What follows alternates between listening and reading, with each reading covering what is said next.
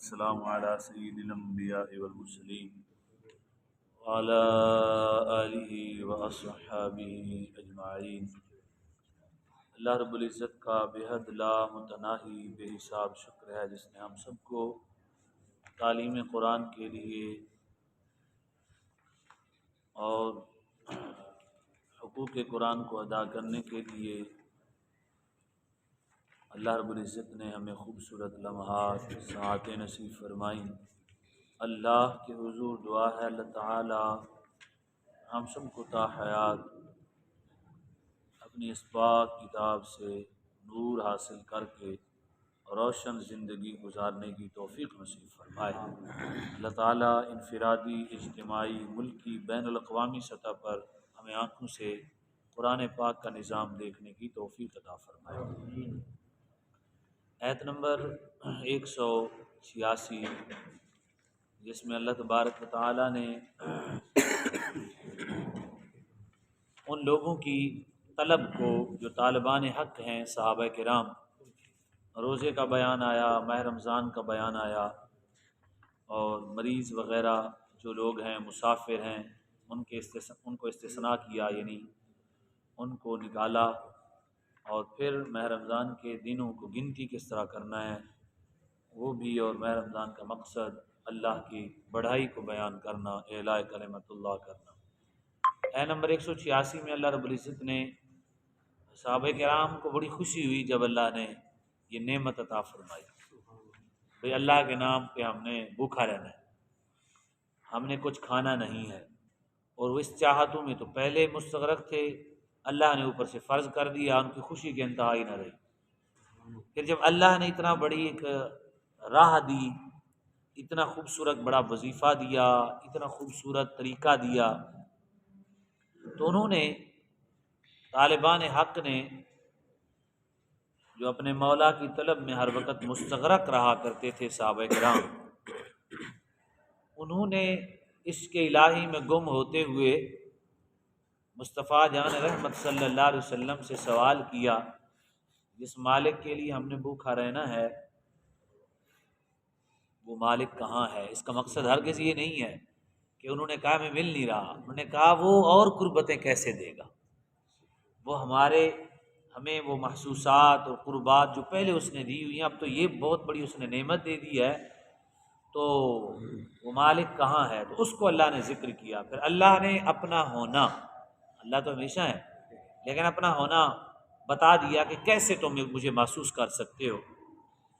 تو اس آیت میں ہم پڑھ لیتے ہیں، پھر انشاءاللہ ترجمہ کرتے ہیں۔ وَإِذَا سَأَلَكَ عِبَادِي عَنِّي فَإِنِّي قَرِيبٌ أُجِيبُ دَعْوَةَ الدَّاعِ إِذَا دَعَانِي فَلْيَسْتَجِيبُوا لِي وَلْيُؤْمِنُوا بِي لَعَلَّهُمْ يَرْشُدُونَ۔ وَإِذَا سَأَلَكَ، اور جب سوال کیا کا آپ سے رسول اکرم صلی اللہ علیہ وسلم کے بارے میں، عبادی میرے بندوں نے کیسے خوش نصیب صحابہ ہیں جنہیں اللہ اپنے بندے فرما رہا ہے، کیسا مقام ہے۔ جب انہوں نے ایسا سوال کیا، وَإِذَا سَأَلَكَ، جب سوال کیا کا آپ سے، سآلہ سوال، کا آپ ماشاءاللہ سمجھتے ہیں، سبق نمبر 5 ہے ہمارا، عبادی، پھر وہی سبق نمبر 5 ہی ہے، عبادہم عبادک عبادکم عبادکم عبادی۔ جب سوال کیا آپ سے میرے بندوں نے، عنی میرے بارے میں، یعنی عن من سے ہوتا ہے لیکن یہاں ہے میرے بارے میں، فإنی قریب، سبحان اللہ، فرمایا یقیناً بے شک میں قریب ہوں۔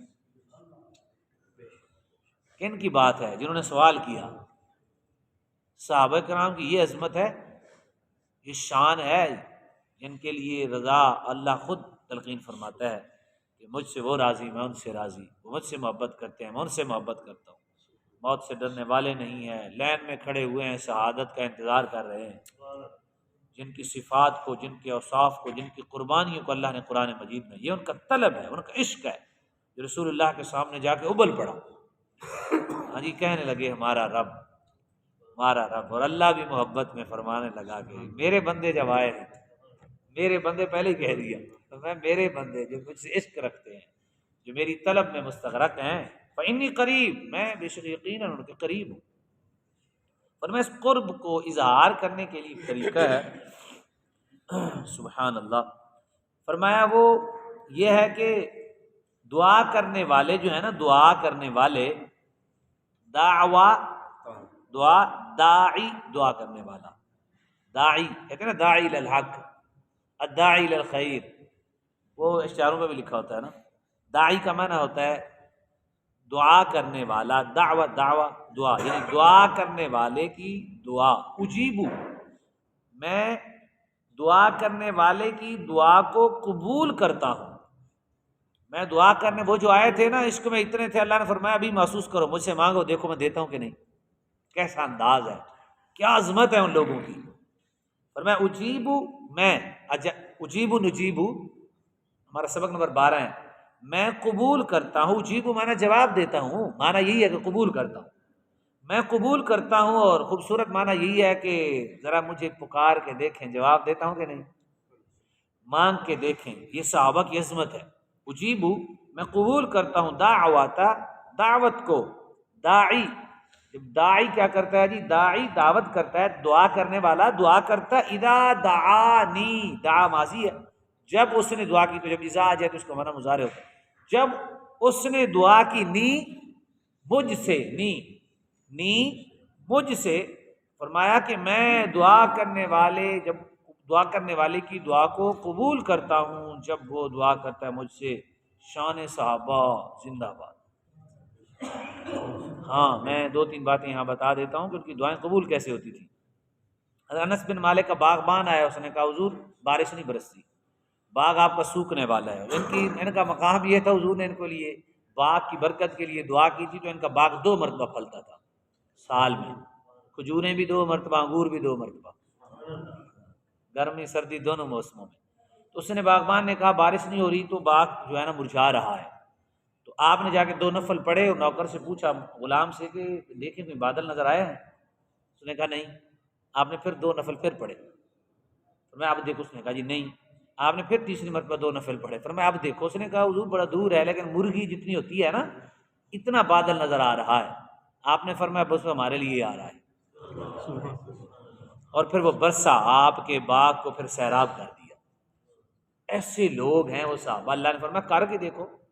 سعد بن ابی وقاص نے جب انہوں نے کہا جی وہ تو دوڑ گئے، ان کے پاس تو کشتیاں تھیں، دریا ہے، ہمارے گھوڑے، ہمارے پاس تو یہ سامان ہی نہیں ہے۔ آپ نے ایسے دیکھا اور دعا کی کہ یا اللہ ہم تیری الوہیت کے لیے، تیرے کلمے کو بلند کرنے کے لیے، ہمیں زمینوں سے کوئی غرض نہیں ہے، ہم تو تیرا نام بلند کرنے آئے ہیں، یہ ہم یہاں سے گزرنا چاہتے ہیں بس۔ آپ نے فرمایا، اور کمال نہیں ہے وہ لوگ کتنے ایمان والے تھے۔ حضرت سعد نے کہا کتنی اپنے امیر کی فرما برداری کرتے تھے، فرمایا گھوڑے ڈالو بھی بیچ میں۔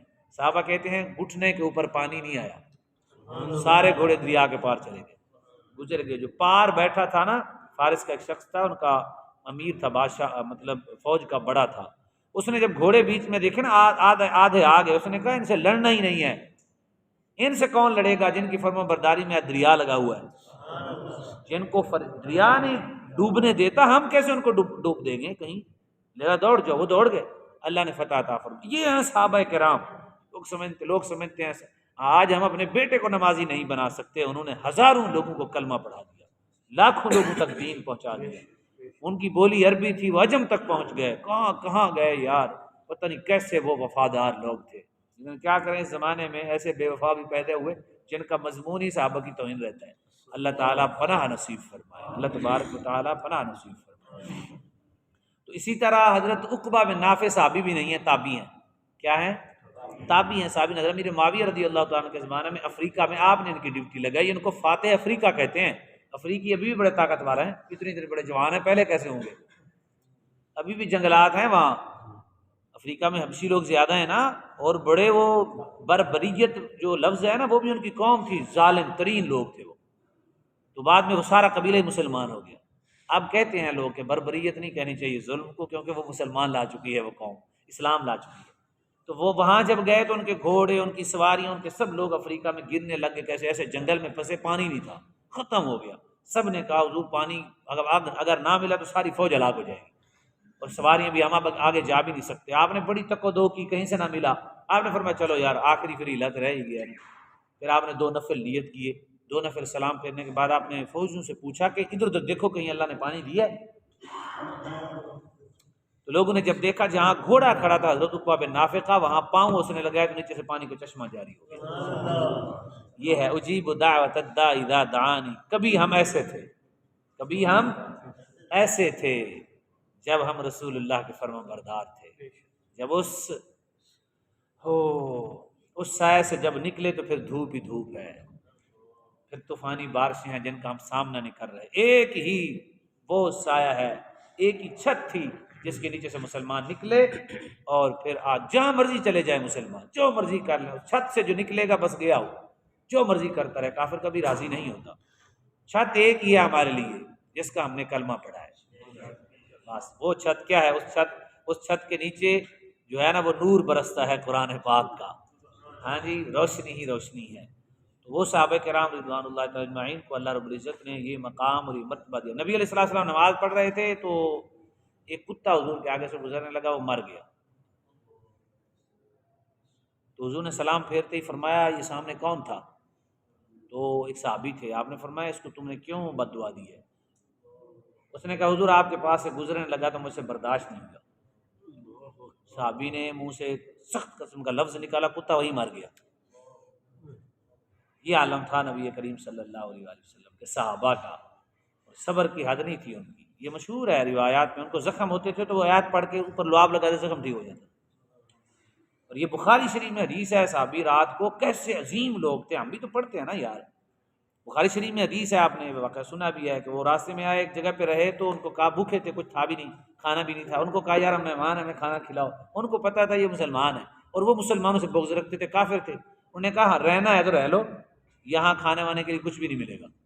وہ رات کو رہ پڑے، صحابہ تھے، اللہ نے ان کا انتظام تو کرنا تھا نا۔ تو جو رئیس تھا اس بستی کا، اس علاقے کا، اس کی بیٹی کو بچھو نے کاٹ لیا۔ بچھو نے کاٹا، ادھر ادھر بڑے دورے بابے جو پرانے ہوتے تھے، دم شم ٹونے شونے سارے کیے، کوئی نہ چلا، بچی وہ ہاتھوں پہ ہو گئی۔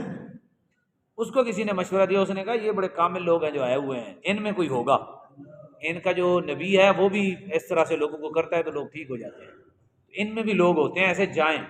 وہ گئے تو جو امیر صاحب تھے اس وقت فوج کے، تو انہوں نے کہا جی ہمارے امیر صاحب کے پاس جائیں۔ ان کے پاس گئے تو انہوں نے کہا بھی بات یہ 2 شرطوں کے ساتھ میں دم کروں گا، بچی تمہاری ٹھیک ہو جائے گی۔ کہ کون سی؟ فرمایا ایک تو ہمارے کھانے کا انتظام کریں، دوسرا میں ایک ریوڑ بکریوں کا لوں گا، بچی ٹھیک ہو جائے گی۔ انہوں نے کہا امیر صاحب سے وہ اپنے رئیس سے بات کی، تو انہوں نے کہا ٹھیک ہے، بچی تو بچے یار، یہ کون سا مسئلہ ہے؟ تو آپ نے نا پھونک لگائی تو بچی اٹھ کے بیٹھ گئی، بالکل ہی ٹھیک ہوگی۔ وہ ہو گیا بچھو خطرناک قسم کا تھا، تو انہوں نے کھانا بھی بڑی خوشی سے کھلایا، پھر بکریوں کا ریوڑ دیا۔ لیکن صحابہ تھے، کیونکہ آپ دنیا سے محبت تھی نہیں، لیکن ہمیں سمجھانا تھا، تو صحابہ کرام آپس میں ہی غصے ہوئے، ان سے امیر صاحب سے کہ یہ کیا ہوا، ہم تو کچھ لیتے ہی نہیں ہیں، آپ نے کیوں دم کے بدلے جو ہے نا یہ بکریاں لی ہیں؟ چلو کھانا تو ٹھیک ہے، ہمیں ضرورت تھی، آپ نے ایسے کیوں کیا؟ انہوں نے کہا یار میرے ساتھ لڑو نہیں، میں تمہارا امیر ہوں، میری بات سنو، ہم حضور کے پاس جاتے ہیں، نبی علیہ السلام جو فیصلہ کریں گے ہم اس کو تسلیم کر لیں گے، بات ختم۔ اب نبی کریم صلی اللہ علیہ وسلم کے پاس یہ فیصلہ چلا گیا، بکریاں بھی۔ امام الانبیاء سید الانبیاء صلی اللہ علیہ وسلم نے سب سے پہلے یہ پوچھا، فرمایا تم نے پڑھا کیا تھا؟ اس نے کہا یا رسول اللہ میں نے الحمد شریف پڑھی تھی۔ حضور نے فرمایا اچھا یہ تمہیں کیسے نہیں بتائی ہے؟ محبت ہی کرنی تھی نا۔ اس نے کہا حضور آپ نے تو کہا شفا ہے۔ کیا ان کے منہ میں شفا تھی، کیا کیا کیسے لوگ، یہ ہے قرآن، آنے واحد میں اللہ ان کو دیتا تھا، یہ پہلے خطاب ہے، اور قیامت تک جو ان کے سائے میں کھڑا ہوگا ایسے چلتا رہے گا، کہیں نہ کہیں اللہ ان کو عطا کرتا رہے۔ ہر مسلمان کی کہیں نہ کہیں دعا قبول ہوتی ہے، لیکن وہ محسوس نہیں کرتا۔ تو اب نبی علیہ السلام کو اس نے عرض کی حضور یہ بکریاں بھی لے آیا ہوں، کھانا بھی ہم نے اس طرح سے کھایا ہے، تو اب کیا کریں؟ حضور صلی اللہ علیہ وسلم نے فرمایا کہ میں نے آپ کو کلام شریف پر سکھائی ہے تو میرا بھی حصہ بنتا ہے۔ اتنا اپنائیت تھی صحابہ میں نبی علیہ السلام کی، یہ نبی علیہ السلام پھر اس سے حصہ بھی لیا امام الانبیاء نے۔ فرمایا تو یہاں سے خطبہ حضرات جائز قرار دیتے ہیں، کہتے ہیں تقریر کے پیسے لینا جائز ہے، یہ تقریر نہیں ہے، یہ دم ہے، تقریر نہیں ہے، یہ دم ہے۔ دم کا ہم بھی کہتے ہیں اگر کوئی کرتا ہے اس واقعتاً اس میں شفا ہے تو اس میں صدقہ، اس سے حدیث سے بات نکلتا ہے، اسے صدقہ دینے سے ہوتا ہے، دونوں پہ اثرات نہیں ہوتے۔ اگر صدقات و خیرات کرتے ہیں تو دم سے اس حدیث میں ہے، خطاب کا کہیں بھی نہیں ہے، تو یہاں سے وہ ثابت کر لیتے ہیں اس حدیث سے، اس لیے میں نے پہلے عرض کر دیا دم اور چیز ہے۔